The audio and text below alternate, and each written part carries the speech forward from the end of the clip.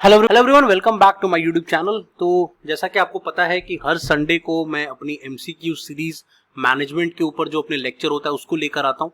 पूरे वीक मैं आपसे क्वेश्चंस पूछता हूँ और फाइनली आज के दिन मतलब हर संडे को मैं आपको सारी एक्सप्लेनेशन देता हूँ। इसके अलावा मैं आपको ये भी बताना चाहता हूँ कि मैंने ऑलरेडी अपना एमसीक्यू सीरीज पूरा का पूरा टेस्ट सीरीज लॉन्च कर दिया है for all the competitive exams like UGC NET management, RBI grade B, state level competitive exams, आप सेबी, ऐसा कोई भी एग्जाम जहां पर मैनेजमेंट आता है into MCQ form, you are most welcome to join. मैं सारा कुछ डिस्क्रिप्शन में डाल दूंगा, आप देख सकते हो। ये one of the most affordable program मुझे लगा जितने भी मैंने बाकी जगहों से इसको कंपेयर किया। ठीक है, लेट्स बिगिन। तो आज का पहला क्वेश्चन जो इस वीक में मैंने आपसे पूछा था that was from the question from HRM, human resource management, and the question was professor with the view of playing safe might give a class grade near equal to B regardless of the difference of individual performance। अब यहाँ पे देखिए क्या हो रहा है, यहाँ पे हो क्या रहा है।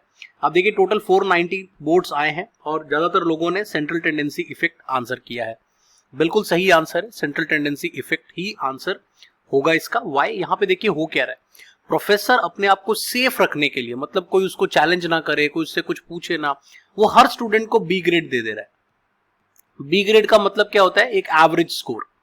जब हम एवरेज स्कोर दे देते हैं कहीं पर भी, चाहे वो किसी स्टूडेंट के कंटेक्स्ट में हम बात कर रहे हो या किसी ऑर्गेनाइजेशन के कंटेक्स्ट में भी बात करें, वहां पर भी बहुत लोग क्या करते हैं, सभी लोगों को एवरेज रेटिंग कर देते हैं। जो अच्छा है उसको अच्छा नहीं बोलते, जो बुरा है उसको बुरा नहीं बोलते, सबको एवरेज एवरेज रेटिंग कर देते हैं। तो जब आप इस तरह की एवरेज रेटिंग करते हो so that is called central tendency effect, क्योंकि सेंट्रल टेंडेंसी का मतलब ही होता है कि it comprises of mean median mode. ठीक है, और यहाँ पे जो मीन होता है दैट इज योर एवरेज। ठीक है, तो इसी वजह से इसको, ये one of the problems of performance appraisal में आता है। इसके ऊपर मैंने डिटेल लेक्चर बनाया हुआ है। ठीक है, आप देख सकते हो। Let's move down to the second question of the week. This question was from the area of communication. Question क्या था? The question was that in dash grapevine a person transmits the information to few of the selected people and some of them again transmit that information to other people. ये आपका question. अब यहां पर देखिए क्या हो रहा है। अगेन यहाँ पे देखते हैं कि कितने लोगों ने आंसर किया है। तो टोटल आंसर वो 639 वोट्स, 639 लोगों ने आंसर किया है, जिसमें से मैक्सिमम लोगों ने क्लस्टर आंसर किया है, जो कि रॉन्ग आंसर है। रॉन्ग आंसर क्यों है? क्योंकि आप यहाँ पे देखिए कि आप ग्रेप वाइन की बात कर रहे हैं। ग्रेप वाइन क्या होता है? It's a kind of rumour. और र्यूमर में क्या होता है कि एक पर्सन है जिसने उस इंफॉर्मेशन को सुना या उस र्यूमर के बारे में सोचा या उसको उस र्यूमर के बारे में पता चला, उसने कुछ सिलेक्टेड लोगों को बताया, फिर कुछ उन सिलेक्टेड लोगों ने और कुछ सिलेक्टेड लोगों को बताया, फिर वो इस तरीके से वो र्यूमर जो है वो फैलता चला गया। और र्यूमर जो है यहां पर, अगर आप ग्रेप वाइन को किसी वर्ड के साथ एसोसिएट कर सकते हैं, that is your gossip. Gossip भी इसी तरह से फैलता है। आप कोई बात सुनते हैं, 4 लोगों से करते हैं, फिर वो 4 लोग 8 लोगों से करते हैं, 8 लोग 16 लोगों से करते हैं, कई बार तो बात ही बदल जाती है। That is more like gossip. वहां पे कोई स्ट्रक्चरिंग नहीं होती, वहां पे कोई फॉर्मुलाइजेशन नहीं होता। ठीक है, सो that is why the answer will be gossip not cluster. ठीक है, क्लस्टर का मतलब तो ये होता है कि किसी पर्टिकुलर क्लस्टर में इंफॉर्मेशन फैल गई, बट यहां पर ऐसा कुछ भी बात नहीं किया जा रहा कि किसी पर्टिकुलर एरिया की बात हो रही है, right? So that is the reason why the answer will be gossip. Let's move down to question number 3। The question was from research methods. मैंने देखा है कि स्टैट्स और रिसर्च मेथड्स के क्वेश्चन में बहुत सारी गलतियां करते हैं स्टूडेंट्स, और मुझे ये सब्जेक्ट पर्सनली बहुत अच्छा लगता है। इस सब्जेक्ट को मैं बहुत ज्यादा पसंद करता हूं और इसके ऊपर मेरा पूरा डिटेल प्रोग्राम भी है और मैं उसके लगातार बैचेस अनाउंस करता रहता हूं। That is on research methods and data analytics. It's a 12 week comprehensive training program, जिसमें हम सारे रिसर्च, सारा स्टैटिस्टिक्स, सारा एसपीएसएस सॉफ्टवेयर सब कवर करते हैं। ठीक है, अब इसके क्वेश्चन को लेते हैं। क्वेश्चन क्या था? The question was what are the conditions in which type 1 error occurs. अब अगेन टाइप 1 एरर कब अकर होता है? बड़ा कंफ्यूजन होता है। जब मैं स्टूडेंट था तो टाइप 1 टाइप 2 एरर में मुझे इतना कंफ्यूजन होता था, जब भी इससे रिलेटेड कोई क्वेश्चन आता था तो मैं हमेशा फंस जाता था। और इसके आप ऑप्शंस को पढ़ोगे ना, आपको लगेगा अरे सारे ऑप्शन तो एक जैसे ही लग रहे हैं। The null hypothesis get accepted even if it is false, the null hypothesis get rejected even it is true, both the null hypothesis as well as alternative hypothesis are rejected. और आप देखो यहां पर भी कितने 455 लोगों ने वोट किया है और ज्यादातर लोगों ने कहा है फर्स्ट वाले ऑप्शन को। बट मैं सच बता रहा हूं आपको, ये ऑप्शन गलत है। ये ऑप्शन गलत है, ये आंसर नहीं होगा। आंसर होगा ये, the null hypothesis get rejected even it is true. That is called your type 1 error. अब इसको मैं आपको एक ट्रिक सिखाता हूं याद रखने का, आप कभी भी टाइप 1 एरर और टाइप 2 एरर को नहीं भूलोगे, इस ट्रिक को दिमाग में रखो।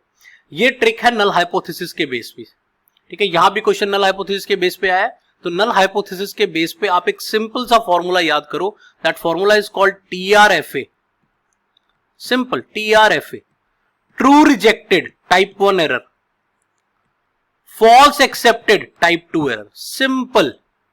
और हम नल की बात कर रहे हैं, तो इससे क्या होगा, अब यहां पे देखो क्या पूछा मैंने, रिजेक्टेड और ट्रू, तो सिर्फ दो वर्ड मैंने देखे, ट्रू और रिजेक्टेड, और नल हाइपोथेसिस देखा, बस इसको मैंने टिक कर दिया, मेरे फॉर्मूला के हिसाब से परफेक्ट बैठता है। इस तरीके से आप अपने आप को सिंप्लीफाई कर सकते हो और ऐसे बहुत सारे टेक्निक सीख सकते हो जिससे कि आपको आसानी होगी। तो अगर आप मेरे से गाइडेंस लेना चाहते हैं तो definitely you are most welcome to join my series. चलिए आगे बढ़ते हैं।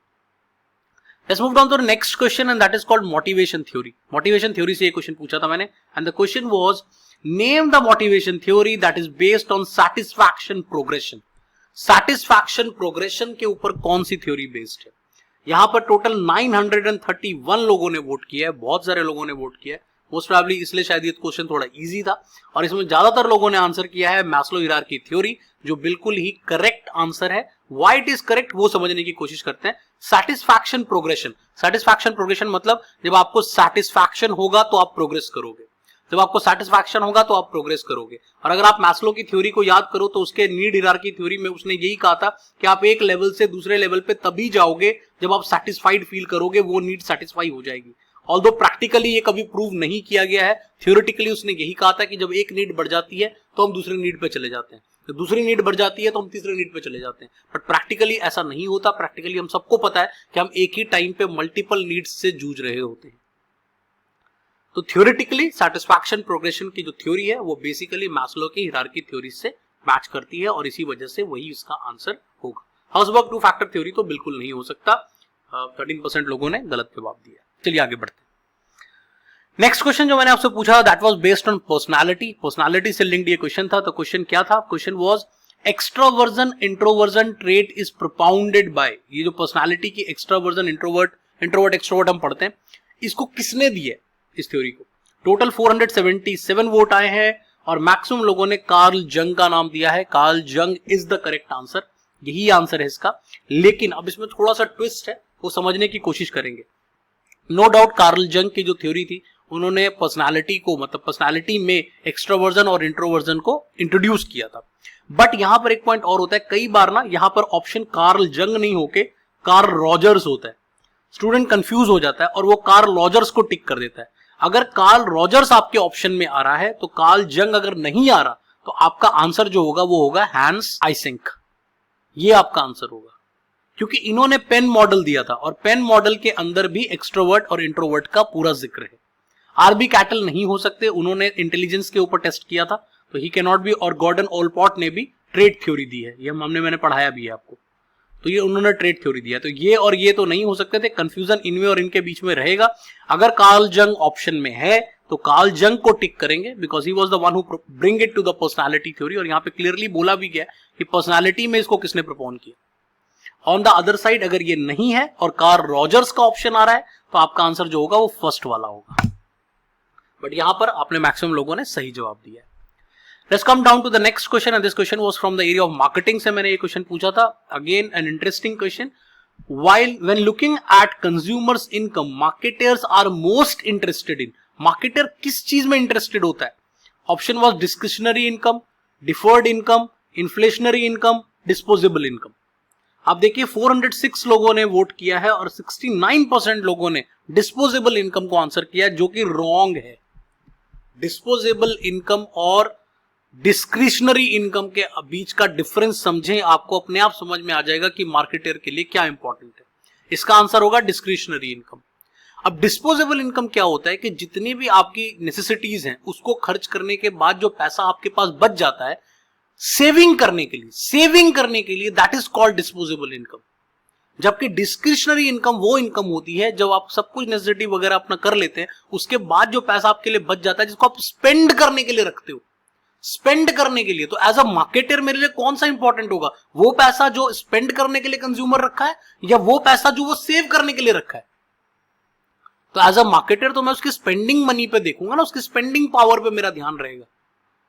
सो that is the reason why the answer will be discretionary income, not disposable income. तो अगेन आप यहां पर मुझसे हार गए हैं, यहां पे मेरी जीत हुई है. तो ये वाला क्वेश्चन मैं जीता. इसके पिछले वाले क्वेश्चन में आप सही थे तो वहां आपको 1 पॉइंट मिलता है, हम दोनों इक्वल हो गए. अब तीसरे वाले क्वेश्चन में भी आप जीते हैं तो आप 2-1 हो गए.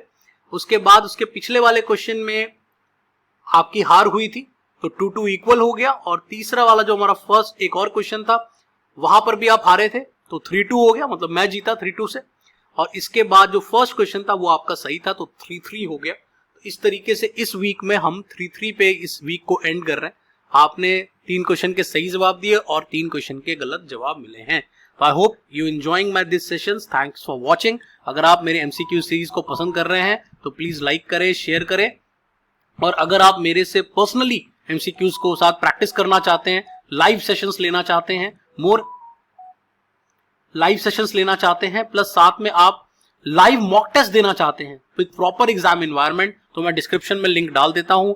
मैं ऑलरेडी उसका फर्स्ट बैच शुरू कर रहा हूं from 1 October. You are most welcome to join. आपको बहुत मजा आएगा. And that is also on monthly basis. तो अगर आपको एक मंथ आप करके देख सकते हो. अगर आपको अच्छा लगा तो यू कैन कंटिन्यू. अगर आपको नहीं अच्छा लगा तो आप कभी भी जा सकते हो. और मैंने इसीलिए उसको बहुत अफोर्डेबल बनाया सो दैट मैक्सिमम स्टूडेंट्स को लगा पाए. क्योंकि मैंने देखा है कि there are so many coaching centres और coaching institutes who are charging a huge amount of money for test series and all those things. ठीक है जी, थैंक्स फॉर वॉचिंग. अगले सेशन में फिर मुलाकात होगी. Bye bye.